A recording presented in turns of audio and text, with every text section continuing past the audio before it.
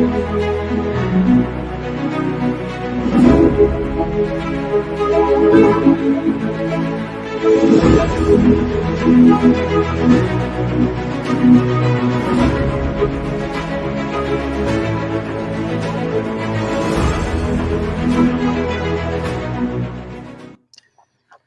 there, everybody. I know this is not a planned live, so it's going to take a few minutes for some of you to join on, but that's all right. You can watch it later. Wanted to get this information to you immediately, and that is the new news about 15 Michigan legislators that have joined the Armistad project on the nonpartisan Thomas More Society and the lawsuit that challenges the election results in both Georgia, Michigan, Pennsylvania, Wisconsin. And I have special guest with me, Representative Matt Maddock. Welcome, Matt. Hey, Ron, thanks for having me on. Hey, everyone. Great to have you here. Why don't we just start from the beginning? Let's talk about what's happened in this past week. If you want to give everybody an update, they've been looking for information directly from the legislature. I want you just to give them a little bit of where you've come from and how did you arrive at this decision. Also touch on the letter that you put forward that was signed by 22 individuals as well. Yeah, so eventually what we're seeing here, I'm going to simplify this as much as possible.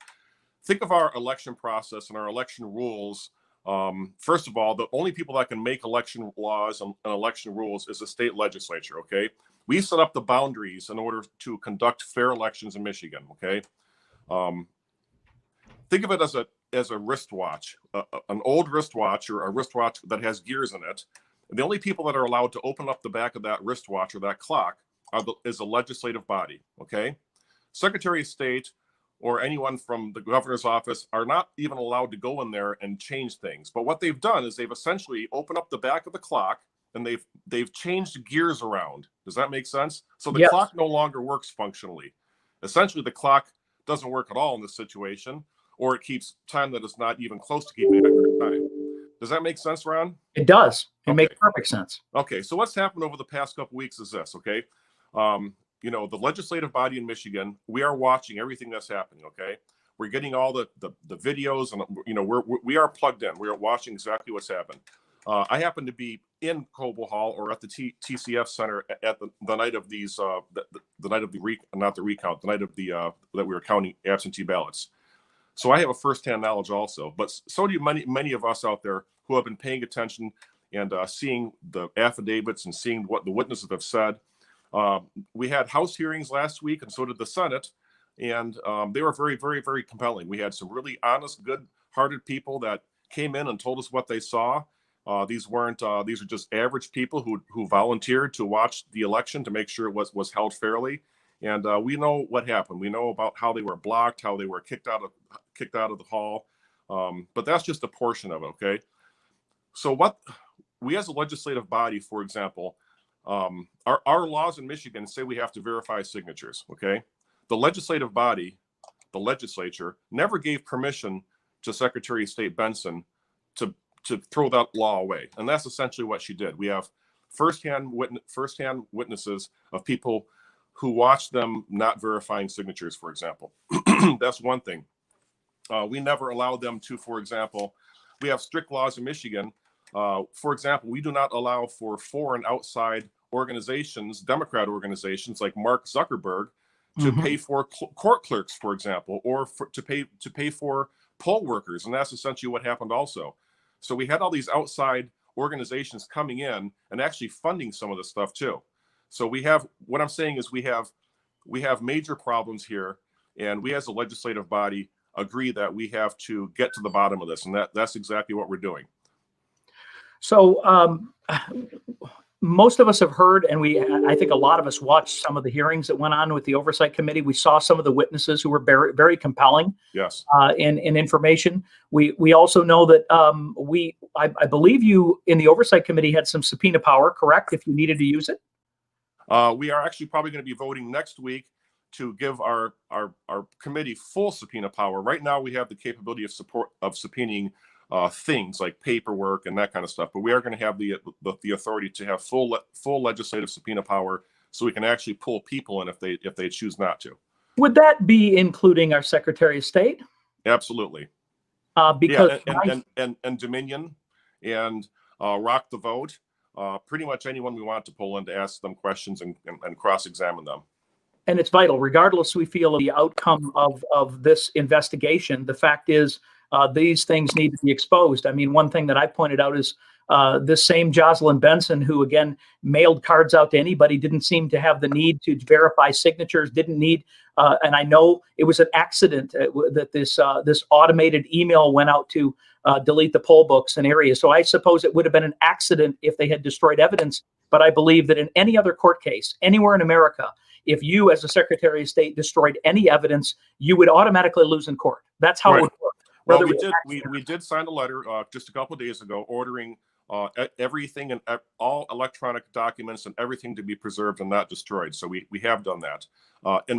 Personally, in my personal situation, my personal feelings on this are, I would like to pause everything. Okay, we as a legislative authority and a legislative body have plenary power. You know, it's not, you know, it's kind of like we gave Jocelyn Benson the keys to the car. Okay. We delegated our authority, and we have done for many years, to allow the Secretary of State to hold our elections. That's part of her job. Okay. Was that based on Michigan law, however? Yes, that's exactly that is the nature of the law, and that is how it works. Okay. But ultimately, when the buck stops with the legislative body, that's us.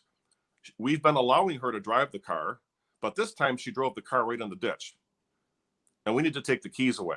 That's the way I look at it. I would personally like to pause everything, send no electors until we get to the bottom of our investigation. And we sent out a letter calling for that yesterday or 2 days ago. We must, and I believe that I love your term. I've been using it for the last 2 days. Our governor, what term is that? The word pause.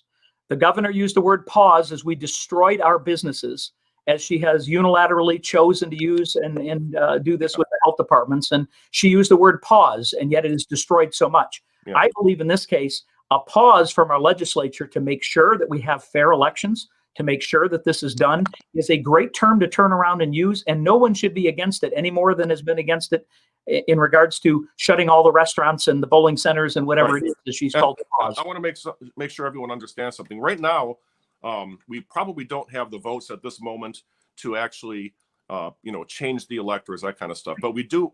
But however, we do have an obligation to the voters of Michigan and the nation, because this is a nationwide vote. We have an obligation and a duty to investigate, to find out exactly what happened, because we know we want to get inside this trick box, because we know there was tricks that were played on us. Okay, we need to get to the bottom of it ASAP. So tell me then, let's get to the heart of today. So you went from there to this incredible decision that was made to actually join with the lawsuit, right, from both as a citizen and as a group of legislators. Correct. What brought you to this opinion? And you got 15 people to sign on so far. I'm assuming that more could be added if they chose to. But where exactly is this gone today? And what do you believe this does for the case as it goes to the Supreme Court, deciding whether they'll take the case or not? Well, it's going to be a tremendous bolster to the case, because what Texas is saying, they're saying that all y'all states out there that had these rules to hold a national election that affects every state in the union, they said, XYZ, Michigan, Wisconsin, these other states, you guys didn't do your job. You didn't do it properly. As a matter of fact, there was a significant amount of fraud that we believe happened. Okay. Mm-hmm. Now, because we didn't follow our laws the way they were written, the way they were designed, because we didn't follow the laws the way they were written by the legislature, what happened was that allowed all these bad things to happen. Okay. So Texas is saying, you guys messed up big time. Okay. Including Michigan. So they're suing us and a number of other states. Well, what happened today was, this is very important, 15 legislators today agreed with Texas. So we have Texas suing Michigan, and we have Michigan legislators saying, yeah, you guys are right. We did mess this thing up. It is a mess. We need to get to the bottom of it. And what could happen if the Supreme Court hears this case, one of the possibilities is this. The Supreme Court may say, okay, you're right. This thing is a complete mess. And because so, we are going to let the legislature, the legislative body in Michigan, for example, and other states decide who the electors are. That is a very That is possible. And the first decision and easiest one is that unless we get to the bottom of this, we're not going to assign electors at all until we get to the bottom of it. Correct? I mean, that could be what I call, that is an option. You're right. That could be part of the and then that would follow the rule where it would go back to the states themselves with one single vote per state, which in essence would be the same exact vote as if you sent the electors. Yes. As we see the numbers right now. Right. The question is, we know the legal challenges as it goes through. So you believe that because you have a group of citizens now, because the one thing I believe, and again, I'm not a lawyer, is that the Supreme Court would say, look, the legislative bodies have the ability within themselves to change this. If they won't do it within their own states, why should we allow Texas and some other states to simply put pressure on their legislature, which is maybe their legislature? They might throw it back to the legislature. I want to add something else. Secretary of State Benson made a statement today that she's going to hold the largest audit in Michigan history. Do you honestly trust her to perform an honest audit? Well, the answer obviously is no. All you have to do is look at the interim situation. She's already demonstrated that she is not an impartial investigator whatsoever. Yes, I agree completely. And I have never seen a more partisan Secretary of State in the history of the state of Michigan. Correct. And that came from the decisions that were made. Can you even imagine if it had been a Terry Lynn Land or someone who had actually mailed out millions of unannounced, unsolicited postcards for people to vote by mail and create these? They were literally littering the streets. I mean, we as a legislative body, we've had tens of thousands of calls telling us about all these absentee ballot applications just arriving. They're falling out of the skies. I mean, they were going everywhere. Dead people, people that moved, people that no longer live in Michigan. They're all over the place. And it only takes one or two people. I shouldn't say what. It takes a dishonest person to take one of those absentee ballots. You fill it out. Why do we have signature verifications? Okay, because of this. Because basically we have a two-tiered system in Michigan and throughout the nation to vote. We have people that show up and show ID and vote. Then we have anyone else who doesn't choose to do that. Okay, so when these absentee ballot applications are flooding our streets and our homes and our mailboxes, dishonest people could take those absentee ballots, literally fill them out, send them to the clerk. And some of these dishonest clerks who are not verifying signatures, and we've already verified, we have testimony from people saying that they're not verifying signatures. These homes are sent ballots. And people living in the homes can easily vote these ballots, send them in, and we count them. And they're not verifying signatures in two different areas. When they send out the absentee ballots, they're not verifying signatures. And we have testimony from people saying they're not verifying signatures when they come back in to be counted. Exactly. So what I want to do is I'm going to include the links to the press release. We'll put those on along with this live video, which will be on obviously it's on our YouTube channel. We want you to share this on your personal pages of whatever platforms you have, MeWe and Parler, locals it will obviously be posted on. And I'd like to ask you, what else would you want the grassroots people to do, the people who watch this video? What can they do to help support you and those that have chosen to stand up and put pressure on those that maybe haven't yet in order to get, what do you want to see happen right now? We have great people in Lansing, okay? And there is a lot of people in Lansing that are aware of this problem, this historic problem, that are fighting for all of us. I would say be kind, encourage them to support this, and, keep the pressure on. This is very, very important. I think I'd like to point out that, I'd like you to acknowledge our push and a lot of people's push for phone calls and emails. They've inundated your offices, right? I mean, that has happened. That has happened. And a lot of representatives have full voicemails and full mailboxes. That's but listen, legislators pay attention to that stuff, so it is very important. Right, and I'm saying we've done that now, and I think they have our attention. I think they see when they post something, the anger and frustration, which is frustration of what they believe happened. Now, 72 counties voted in favor of freedom and for Trump, basically 72 counties. So a lot of these legislators all around the state, their counties, almost everyone they represent them, voted in favor of that freedom, whether they voted for them or not. Right. Which means we need to make sure that for future elections, again, that we have this one done properly, that we have faith in our system and faith in obviously our electors, and, Right. and in our legislature. And I believe this is a great sign. It's something you've been able to do. I'm proud of the people that have stood up here. Are there other people who you believe will sign on to this that just haven't yet? Or I hope so. I mean, you know, another one of the problems is we are working in such a small time constraint here.